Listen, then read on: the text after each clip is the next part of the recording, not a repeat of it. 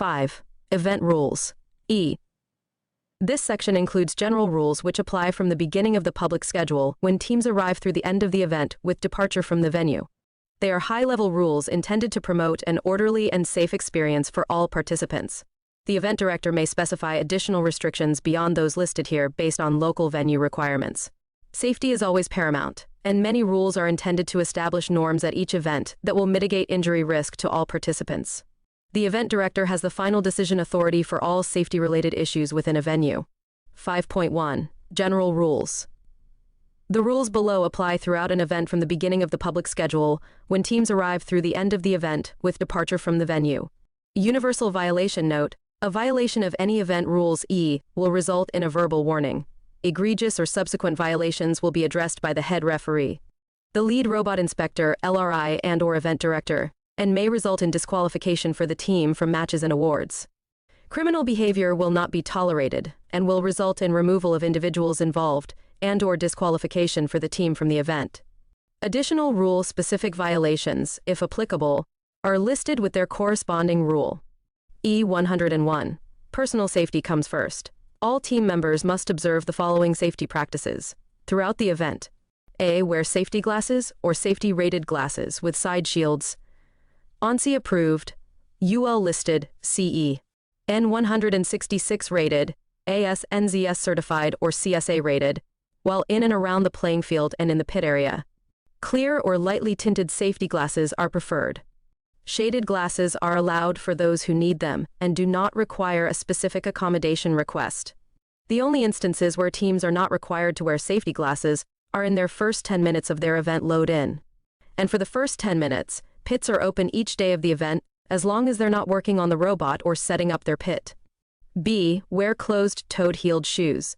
C. Control entanglement risks by tying back long hair and removing other dangling decorations, including lanyards, spiritware, and rings as needed while working on or around a robot or robot-related materials or tools. D. Wear appropriate clothing. E. Walk in the venue. F. Comply with government and venue-specific health and safety requirements in place for that event, i.e., mask wearing. Teams are responsible for bringing their own personal protective equipment. For more information about safety at first events, please reference the First Safety Manual. E102. Be a gracious professional. All participants must be gracious and professional at all times while attending a First Tech Challenge event. Uncivil behavior toward any participants is not tolerated.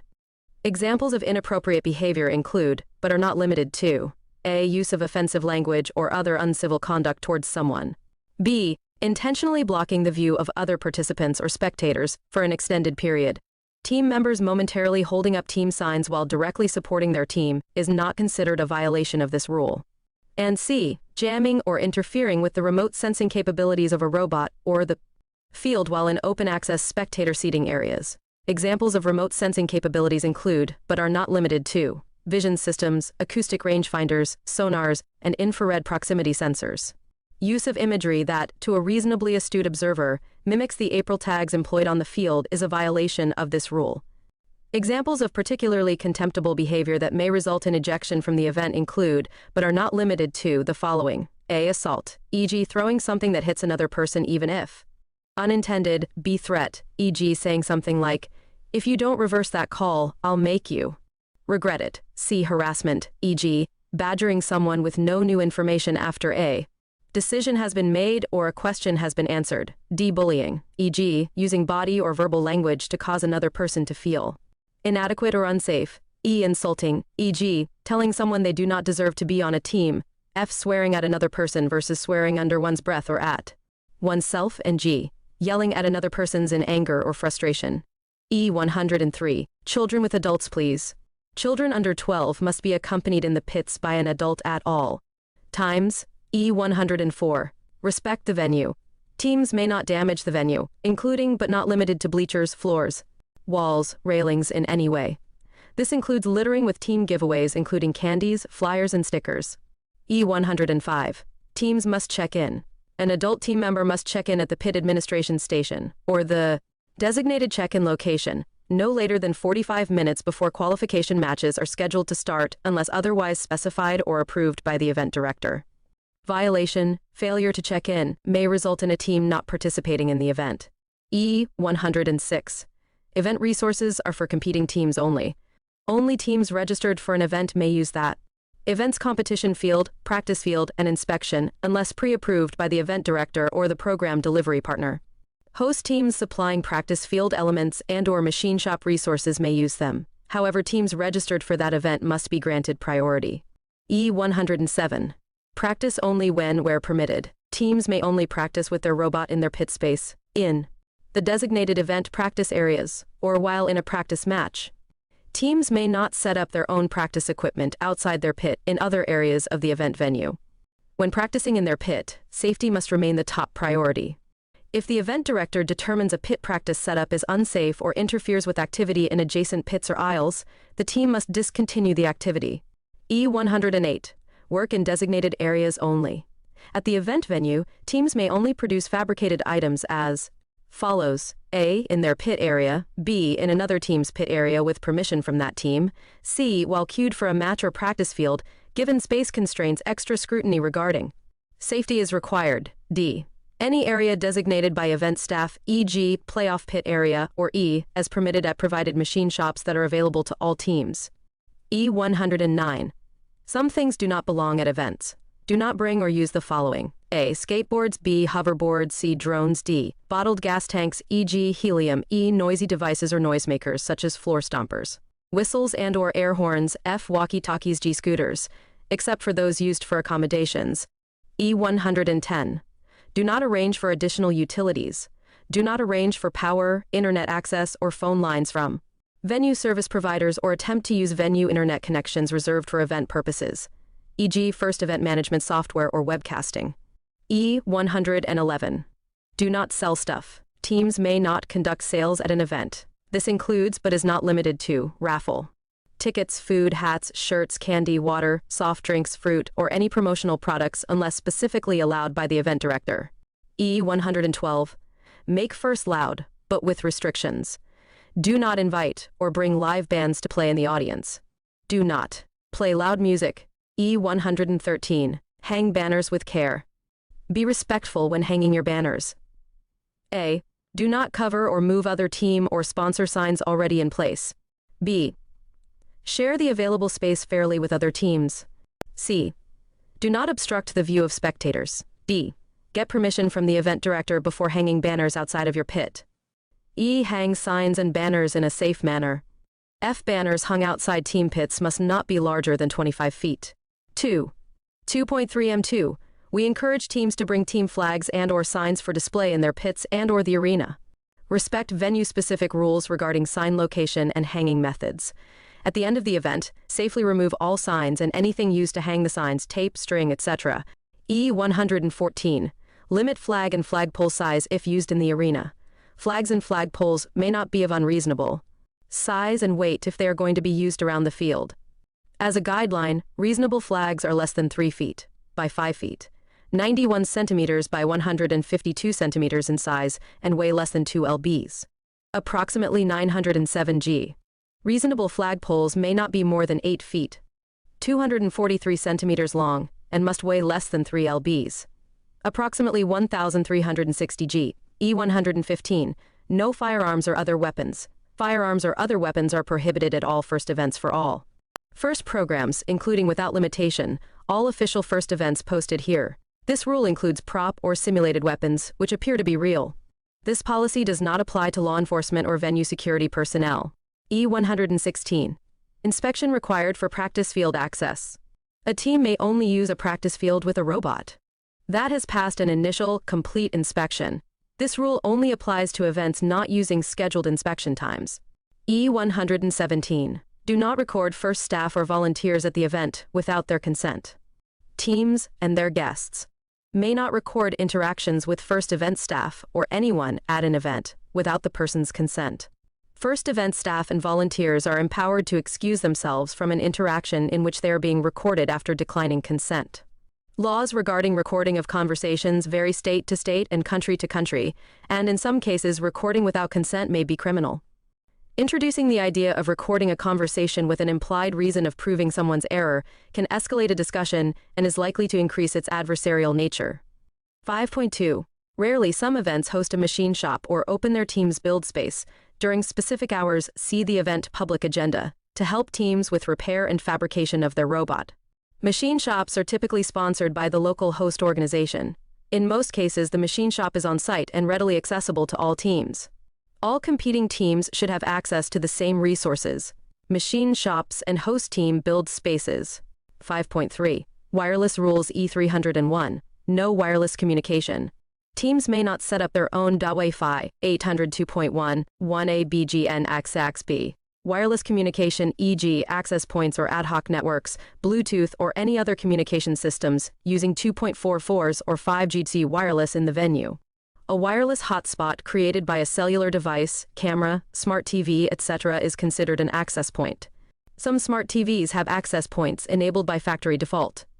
Please make sure that functionality is disabled for any TVs brought to the event. Bluetooth uses 2.4s frequencies to communicate, which can interfere with venue and robot systems. Many RC toys, including drones, wireless vehicles, FPV systems, use 2.4 and 5 GHz communications. Do not operate these in the venue. E302. Don't interfere with wireless networks. Participants may not interfere, attempt to interfere, or attempt to connect with any other team or first wireless network without expressed permission. Teams are encouraged to report suspected wireless security vulnerabilities to the first technical advisor FTA or event director if at the event, or to first via FTC Tech at firstinspires.org. To report a suspected issue after the event. Subsequent violations may lead to dismissal from the event and/or legal action based on applicable laws. 5.4. Load in. Some large events, often multi-day events, may set specific timeframes published on the event public schedule, in which teams are invited to load their robot and equipment into their pit areas before pits officially open. Load-in can be stressful for teams and volunteers, which can be mitigated by preparation and planning. Unanticipated factors, like traffic or weather, can change a team's scheduled arrival time, making the process difficult. The most important things a team should remember are to be safe, gracious, and professional. Teams who experience smooth and easy load-ins are encouraged to check with others to see if they can help and make their experience as positive as possible. 5.5. Pits. A team pit is the designated space, typically a 10 feet by 10 feet by 10 feet, 3 minutes x 3 minutes x 3 minutes area, where a team may work on their robot. Each team is assigned a pit space marked with their team number. This helps team members, judges, and visitors find teams easily. Pit spaces may vary based on competition venue size limits. The pit area refers to the general area where team pits are located, which encompasses the aisles between the pits, pit admin, robot inspection, practice field, or other areas where robots may be active or worked on. All pit rules apply to the full pit area. Additional limitations beyond those listed below may be imposed by the event director, but they should be clearly communicated at least 48 hours before the event start time and applied to all teams fairly. Team pits may or may not have a table and power outlet. If individual team outlets are not provided, the venue must provide access to team-usable outlets in the pit area for charging batteries. Power may not be available overnight for a multi-day event. Teams, volunteers, first staff, and guests spend a lot of time in the pits. Get to know other teams and help each other when you can. Time is short and help is very often right next door in the adjacent team pits. Small benchtop machinery, with appropriate guards, is permitted in team pits. Small machinery is machinery that can be easily lifted by one person, and examples include, but are not limited to, 3D printers, small bandsaws, small drill presses, desktop CNC mills, and sanders. E501. Pits are unavailable if closed. Teams may not access their pit area outside the designated pit hours. E502. Stay in your pit. Teams may neither allow their materials to expand beyond their team pit, including running power or internet lines from their team pit to any other area, swap team pits with other teams, nor move themselves to empty team pits without event director approval. E503. Keep aisles clear. Aisles must be kept clear. E504. No sparks. Tools that throw sparks or produce open flames are prohibited. Examples of tools that violate this rule include, but are not limited to, welders, bench and angle grinders, and gas torches. Violation: any items that are deemed unsafe or outside specifications by first personnel and/or the event director must be removed. E505. Nothing too big. Floor standing power tools are prohibited. Examples include, but are not limited to, full-size drill presses and band saws. Violation: teams will be asked to remove or not bring in floor standing power tools. Any items that are deemed unsafe or outside specifications by first personnel and/or event director must be removed. E506. No brazing or welding. Brazing welding is prohibited. Violation: teams will be asked to remove or not bring in brazing welding tools. Any items that are deemed unsafe or outside specifications by first personnel and/or event director must be removed. E507. Solder with specific tools only. Soldering may be done using an electric iron gun only. Violation: any items that are deemed unsafe or outside specifications by first personnel and/or the event director must be removed. E508. Structures must be safe. Teams may not build any structure that supports the weight of people or stores items overhead. Structures may not block or inhibit fire sprinkler systems or otherwise be unsafe. Violation: any pit structures that are deemed unsafe or outside specifications by first personnel and/or the event director must be removed. E509. Secure team identification assets. Team signs, flags, and displays must be securely mounted to the pit structure. Violation: any pit structures that are deemed unsafe or outside specifications by first personnel and/or the event director must be removed. E510. Only use aerosol or other chemicals with noxious fumes in approved areas. Any aerosol or chemical that produces noxious fumes or spray particulates should only be used in approved areas. Not all venues will allow the use of these products anywhere on site. Violation: any items that are deemed unsafe or outside specifications by first personnel and/or the event director must be removed. 5.6. Robot carts. Most teams use carts to transport their robot throughout an event. Carts are not required but are strongly recommended to minimize risk of muscle strains, dropped robots, and other hazards. In addition to the rules listed below, teams are strongly encouraged to put the team's number on the cart, refer to the first safety manual for robot lifting techniques, and practice putting the robot on and off the cart to develop a safe, quick, fluid routine. E601. Carts must be safe and easy to use. Carts must be easy to control, maneuver, and pose no risk to bystanders. E602. Carts should not be too big. Carts must fit through a standard 30-inch door. E603. Carts cannot park anywhere. Carts must remain in the team pit or other venue-designated cart staging areas when not in use. E604. No noisy carts. Carts may not be equipped with music or other sound-generating devices. E605. No motor-driven carts. Robot carts may not use powered propulsion. 5.7. Ceremonies. At most events, there are opening and closing ceremonies to show honor and respect for represented countries, sponsors, teams, mentors, volunteers, and award winners. Ceremonies provide everyone with the opportunity to collectively applaud the successes of all participants.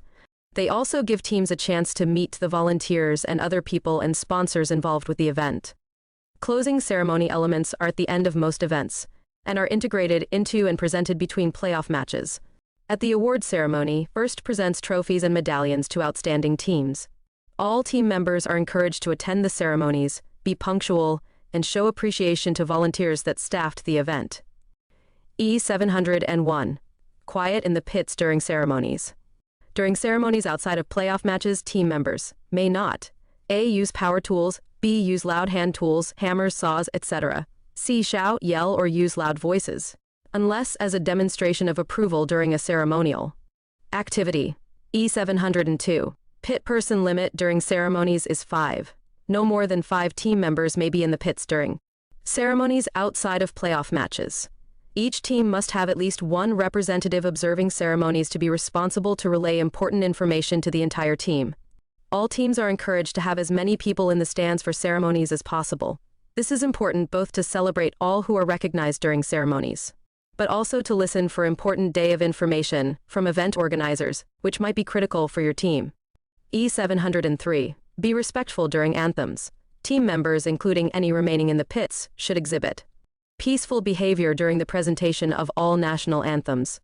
Traditionally, team members stand to face the flag, remove hats, and either sing along or maintain a respectful silence during the anthems of all nations present at the event. If team members wish to abstain, they have a right to do so, as long as they remain silent and non-disruptive. 5.8. In the stands. E801. No saving seats. Teams are not permitted to save or designate seats for team members that are not actively using them. Teams may not hang banners or ribbons or otherwise designate seating. Event staff will remove and discard any banners, roping, etc., used to designate seating. Please take turns sitting in the bleachers, stands if seating is limited. If there is a crowding problem, we ask that you kindly leave after your team's match and return later, if possible. The event director may reserve seats for attendees who require accessible seating, for certain volunteers, or to ensure teams in the playoffs have seats to watch their teams play. E802. No throwing items from the stands. Items may not be thrown from audience seating.